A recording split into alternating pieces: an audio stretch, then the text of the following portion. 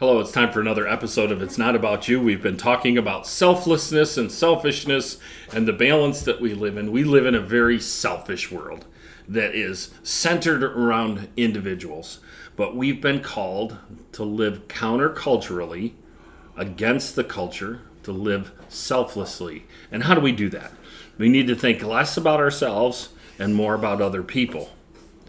And that means that we try and be generous and kind to everybody that we meet. Our generosity, it's really hard to give with a closed fist. We need to have an open fist and we need to give to other people. Now, in the past, in the political terms, there was a word for giving things away. It was called liberal. Liberal was never about giving away the farm, but it was about giving to other people. It wasn't necessarily bad to be a liberal, not like it is today. Liberals today want to give everything away, and it goes against what the Bible teaches. Those who don't work shouldn't eat, and we're feeding people that refuse to work. And we as Christians need to stand up for good, godly principles. We need to instill a good work ethic in our children and our children's children, and we need to encourage them to be productive members of society.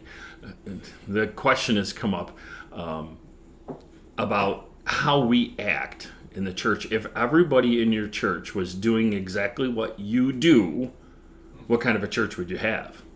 And do you measure yourself in that way?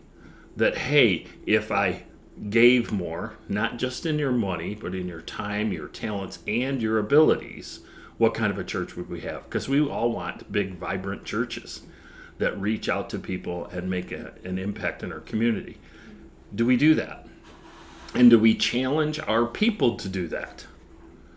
To live this generous life, this liberal life where we want to take care of people?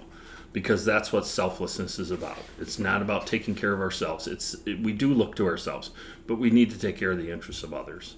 So It's Not About You, my name's Bob Benson. Thank you for taking the time to watch.